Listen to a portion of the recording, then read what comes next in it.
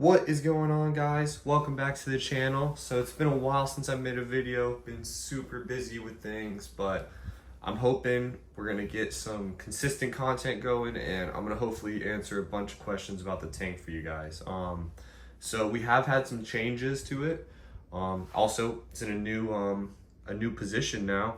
It was sitting over in this corner of my office, but I ended up moving my PC over there, and we moved the tank over here so I can kind of see all of the sides of the tank.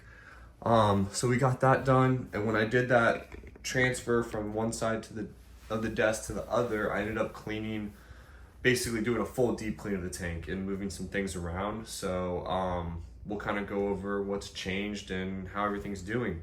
And I've also been getting a lot of questions about light schedule, so I'll post a clip in here of my light schedule at some point, and you guys can kind of see what works for that, and kind of go off of that. So I guess we can start with the equipment in the tank. So we're still running an AI Prime 16 HD, and I've got one of the, I believe this is by 3D print some company that 3D prints on light shade. So it's got the diffuser and it's got a light shade on it. We're still running the Krackenreef lid, and if you guys want to get one of these lids, use my code in the discount or in the description, and you guys can get 10% off, I believe it is. We're also running one of their feeder cups, but it's also used as a filter cup. And we've got a filter pad on top, and then there's some carbon right underneath it in there.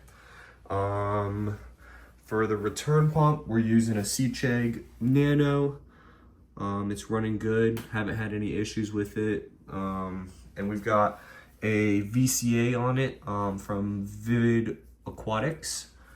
And then we've got a cobalt heater in the back. And then these probes are for my Inkbird, which I have sitting under here with kind of my miscellaneous fish stuff. I've got the Inkbird just sitting on top, telling me my temperature. And then I do have an auto top off as well. This is Innovative Marine 5-gallon ATO. And I've got just an Amazon special ATO. And the reason it's bigger or higher than the sensor right now is because I just changed the filter pad out and it raised the water and whatnot. So that's it for the equipment right now. I do have 2 bio bricks. They're the ice cap ones on the bottom, and then I have 2 smaller bio bricks sitting on top. And that's gonna be it in terms of filtration and whatnot. I do a weekly water change, which I'm actually gonna get ready to do right now. I buy my water from Top Shelf Aquatics. I actually get a lot of stuff, like corals, fish, anything I need. I always go here. They're some of the best in the business, always great customer support and everything like that.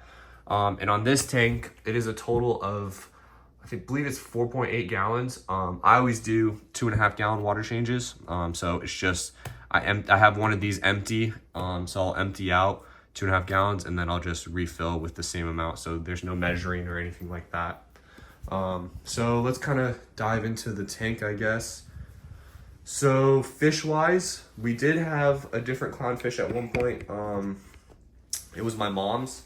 I was kind of housing it for the time being, so she ended up taking it back. So now I've got a orange storm clownfish. He was actually, I don't know if you guys noticed in my previous videos, but he was living in the back chamber of my tank. I was holding him there for a little bit just because I didn't have another tank to put him in, and I didn't want to get rid of him. I wanted to keep him because I bought him with a different setup that I had purchased a while back.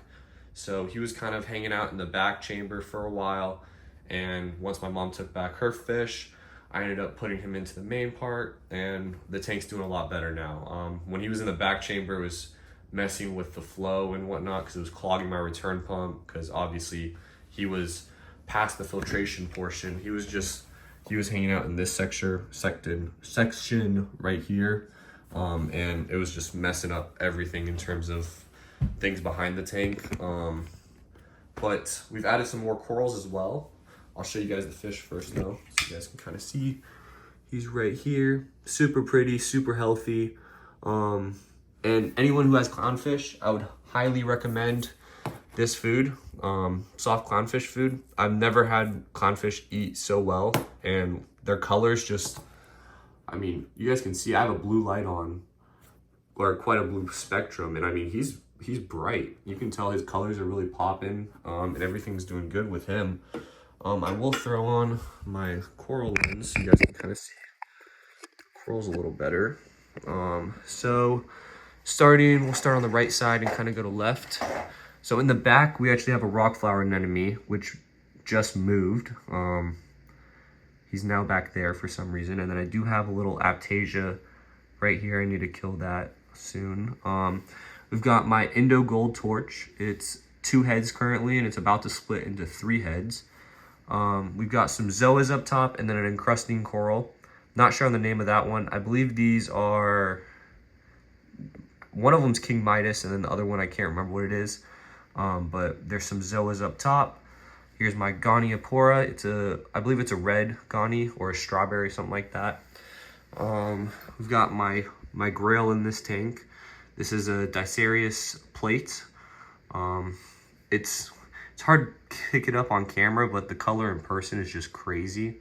We've got my Duncans, a hammer coral, bicolored, and then I just picked up this golden hammer as well. And then we've got an Alveopora up top. The Alveopora has been acting weird.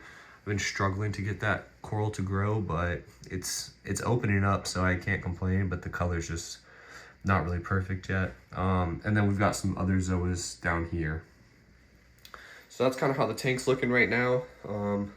The flow's a lot better now. You can see in some of my old videos that the flow was kind of struggling for a while, but after I cleaned out the back, it really helped out the overall flow. And you guys can kind of get an idea.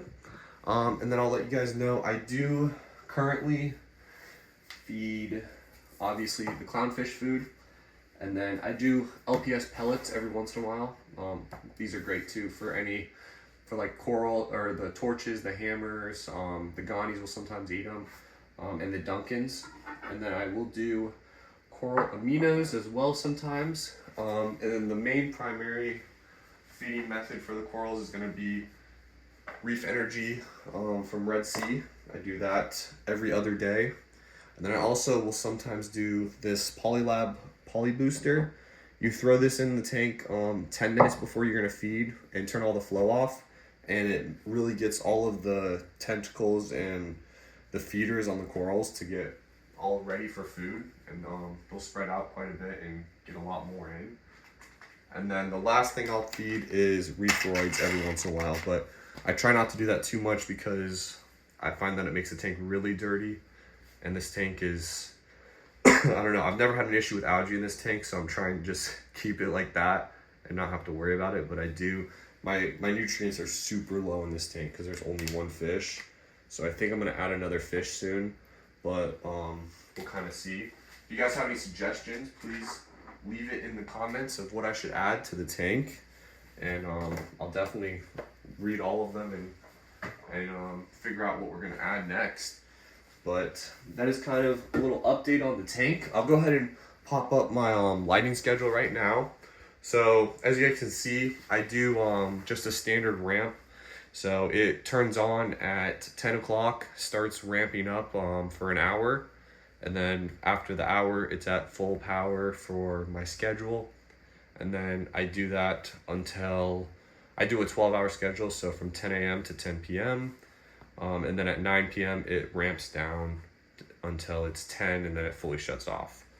I found that it works good.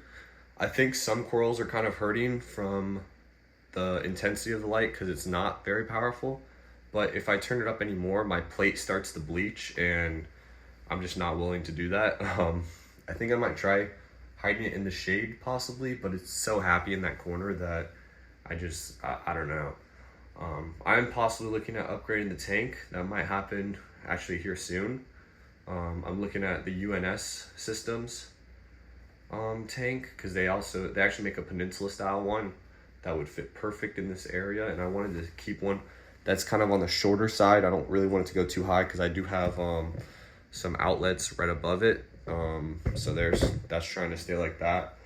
And then I do have another tank that I'm possibly going to set up. I'm kind of waiting until I figure some stuff out with work, but that might be in the realm as well. Here's the puppy coming to check out the tank. But yeah, that's kind of an update video for you guys. I think I'm gonna do another video kind of going over maintenance on this tank and show you guys what I do to keep it clean. Gotten some compliments saying that it's a really clean tank and whatnot. I will say with these Nanos, let them go for about a year and then they'll probably start looking pretty good. Alright, well, I appreciate you guys watching. Let me know if you guys have any questions about the tank or want to see anything else.